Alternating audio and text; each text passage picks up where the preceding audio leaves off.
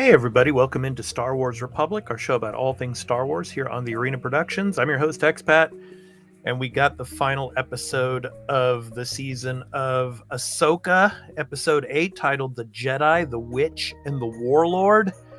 So yeah, it wraps up the season's main storyline, and plenty more in the future of the New Republic era Star Wars for movies and TV shows we're probably going to be getting out of this particular episode. It leaves a lot of room, and we're going to be talking about that.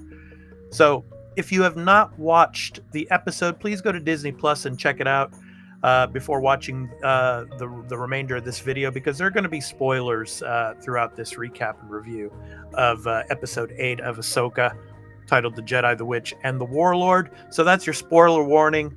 So with that said, let's go ahead and jump into the episode.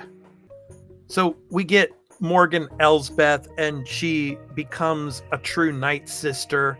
It's interesting how they just almost melt her brain, the three Dark Sisters, these Night Sisters. And then she receives the Blade of Talzin, which is interesting because this Blade of Talzin, if you watched the Clone Wars, actually in season 4 of the Clone Wars, I think it's episode 19 called Massacre, the Night Sister that was reborn, she receives the Blade of Talzin, and it's one that was wielded once by Mother Talzin in a duel against Mace Windu. She gets the blade, and now she becomes a true Night Sister, and it moves on as, of course, they're preparing to get out of this galaxy. And then we get, of course, Ezra. He builds his blue lightsaber, and it's interesting how he's going through everything looking for particular parts. And it's funny how Hu Yang is like, telling him to stop because he has his own way of storing things. And of course, Kanan comes up in the conversation because Kanan was Ezra's master, and he wants to construct this lightsaber that is inspired by Kanan. One of the two pieces that Ezra finally ends up with actually had been given to Kanan by Hu Yang. So yeah, it was really interesting. And then of course you see Sabine there, and the conversation about the relationship between Sabine and Ahsoka comes up there. But I really like that conversation between Hu Yang and Ezra, and I like that he was able to construct the lightsaber. And then obviously they go on. The goal in this entire episode was to try to stop Thrawn from getting out of the galaxy.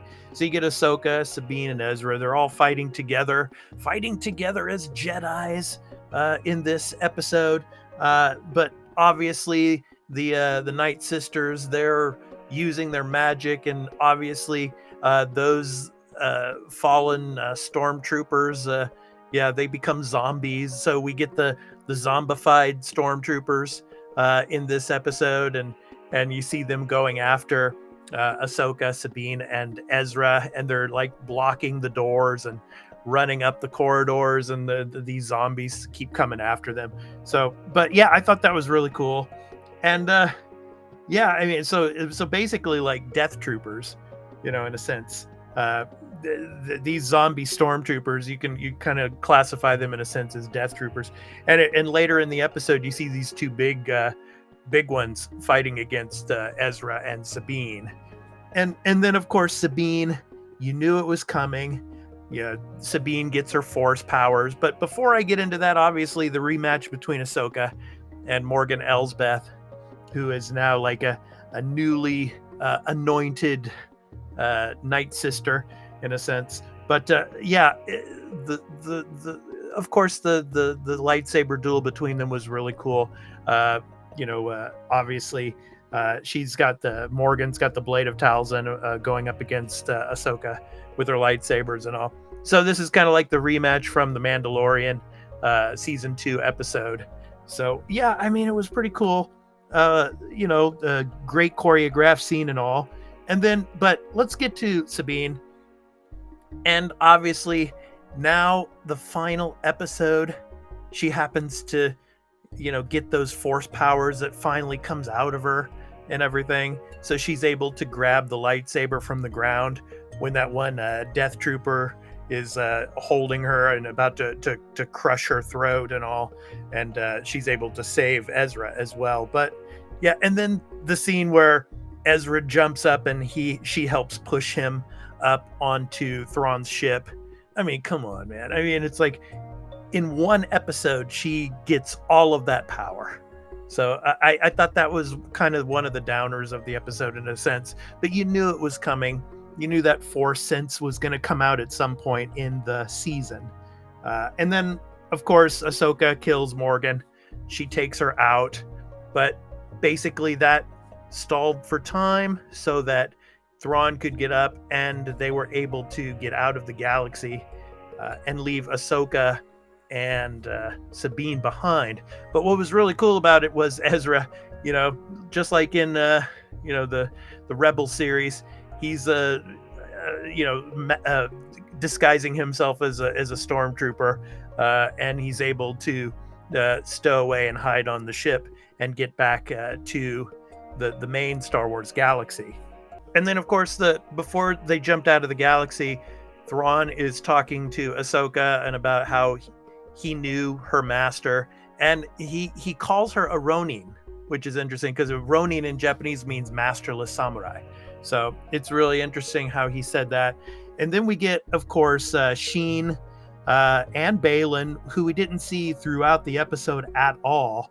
Of course, Sheen comes to one of the encampments of the Marauders, and it looks like she's going to become the new leader of this Marauder faction, on the planet of Peridia. But then we see Baylan, and he's standing on the statues of the gods of Mortis, particularly on the Father. And this is really interesting because these Force gods of Mortis in Star Wars lore is really, really interesting. And there are three particular gods. There is the Father, the Son, and the Daughter.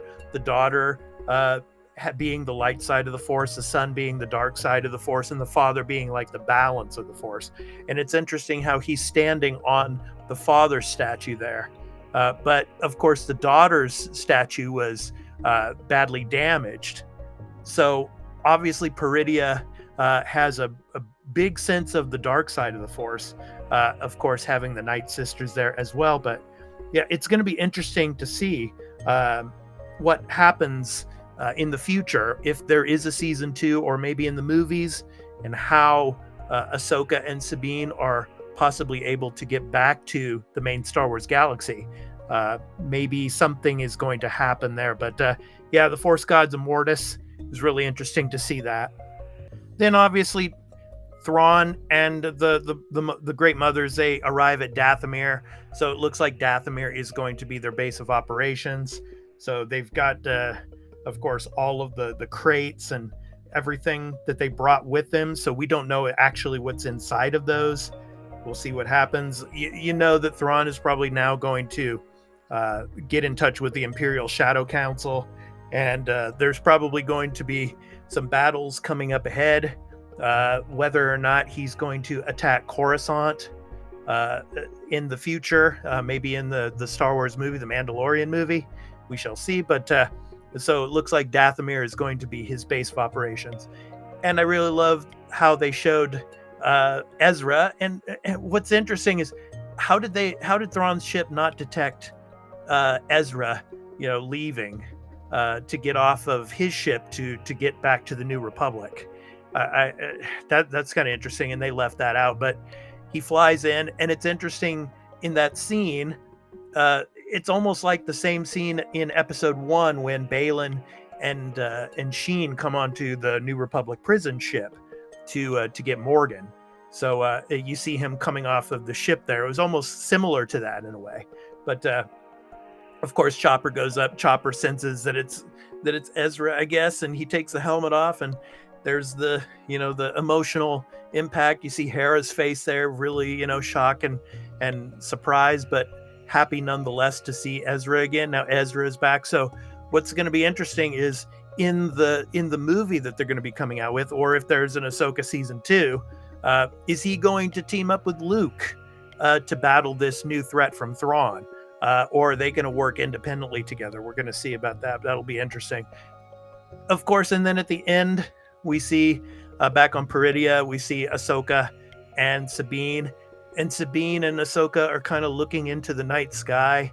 And it seems like Sabine is sensing something, but she's like saying they just are like shadows in the light of the stars and everything. And she's walking away. And it seems like Ahsoka kind of knew that the Force ghost of Anakin was there. You kind of saw that like little nod as she's walking away.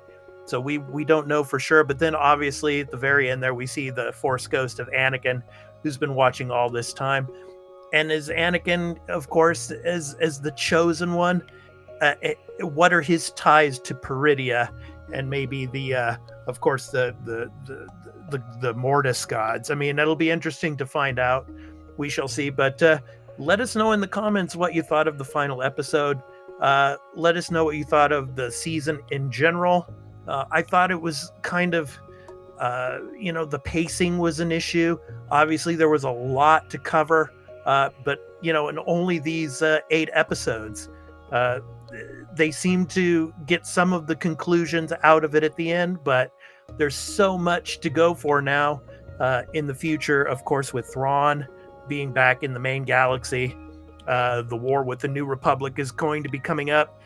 What is Ezra's role in all of this? Like I said, does he team up with Luke and Leia? We shall see.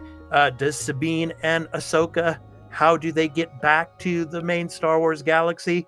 Are they going to catch another ride on the whales again? Are they going to use the Force and call the whales so that they can, get a piggyback ride on them again? I don't know. So let us know in the comments. And we're also going to be doing a season review this coming weekend here on the Arena Productions. So stay tuned for that. We're really looking forward to doing that for you all. So anyway, I've been your host, Expat. May the Force be with you. And we're looking forward to more of hopefully an Ahsoka season 2, or when the Mandalorian movie and all of that comes out, to see what the conclusions of these storylines are. So anyway, take care, and we hope to catch you in the next episode of Star Wars Republic here on the Arena Productions. So may the Force be with you. Peace out.